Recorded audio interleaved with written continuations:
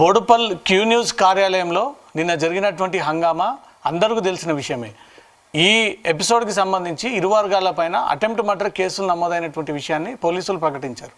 అసలు జాగృతి నాయకులు తిన్మార్ మల్లన్నని ఏ ఉద్దేశంలో వెళ్ళి కలవాలనుకున్నారు, ఏ విషయంపై అడగదలుచుకున్నారు, అక్కడ ఏం జరిగింది, మనతో ప్రత్యక్ష సాక్షి ఆ కేసులో ఉన్నటువంటి నిందితుడు సుజిత్ ఉన్నాడు.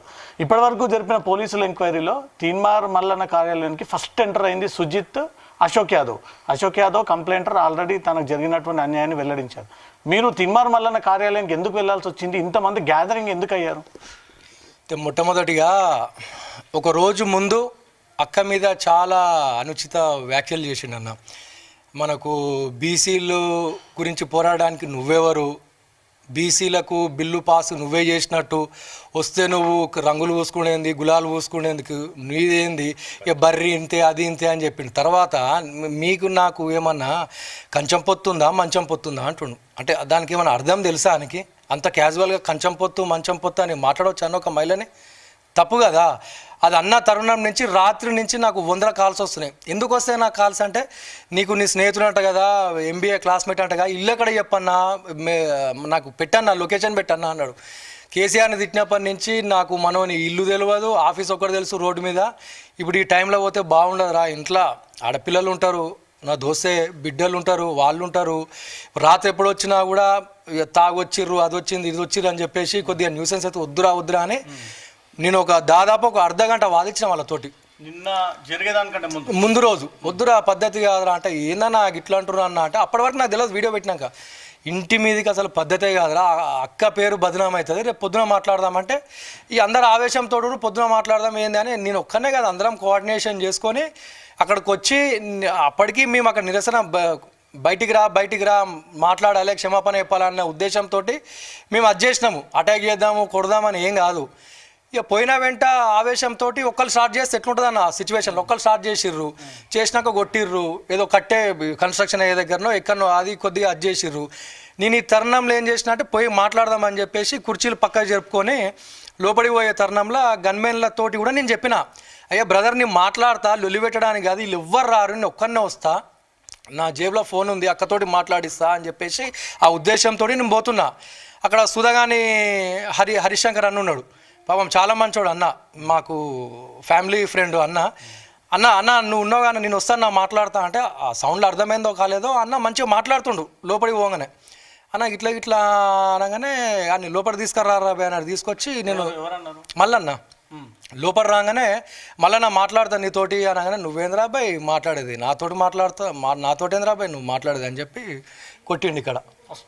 ఇక్కడ కొట్టిండు.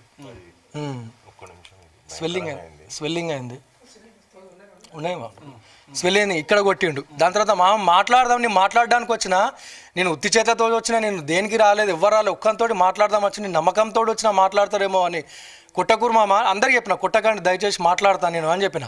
ఆయన నువ్వేంద్రాబాయ్ మాట్లాడేది అని చెప్పి కొట్టిండు. కొట్టిన తర్వాత వేరేళ్ళు వచ్చి గొంతు పట్టుకొని ఒకడు బయట తీసుకుపోతుండు, వీపులో కొట్టిర్రు.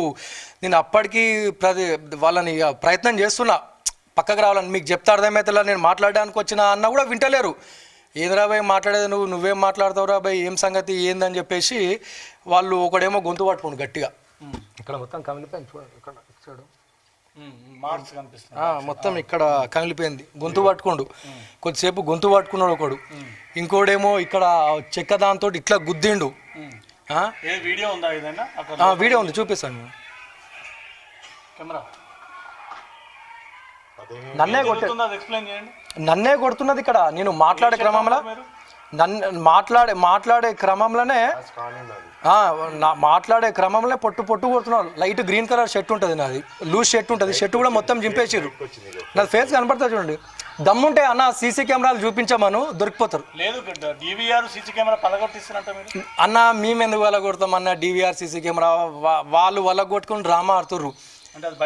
బయటికి 100% అన్న. అక్కడ విక్టిమ్స్ కూడా ఉన్నారు, 100 మంది చెప్తారు, వాళ్ళందరూ అబద్ధం అయితే చెప్పారు కదా, లోపల ఎందుకు తీసుకోవాలి ఏందని.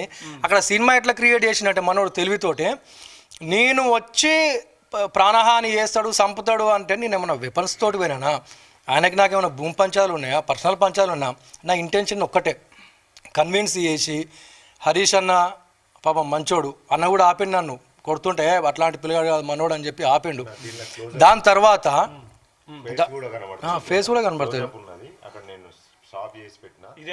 ఇది నేనే చెయ్యి అద్దంతో పట్టుకొని బయటకు వద్దామని చూస్తున్నా. వాళ్ళకి అర్థమైతలేదు చెప్తుంటే, మాట్లాడదా అంటే వాళ్ళకి అర్థమైతలేదు. కొట్టే క్రమంలో ప్రాణాలు కాపాడుకోవాలి అన్న.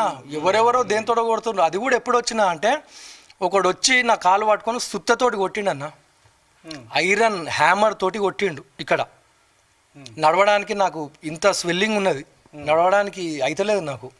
ఇప్పుడు హత్యాయత్నం నేను చేసినట్ట ఆడి చేసినట్ట? ఇప్పుడు నిరసన వ్యక్తం చేసిరన్న. ఇప్పుడు ఫర్నిచర్ వాళ్ళ కొట్టిరు, కొనుక్కోవచ్చు తర్వాత ఫర్నిచరు. ఇప్పుడు కాలుకి ఇబ్బంది అయింది, రేపు నడవస్తో నడవరాదో ఎట్లా మరి ఇప్పుడు?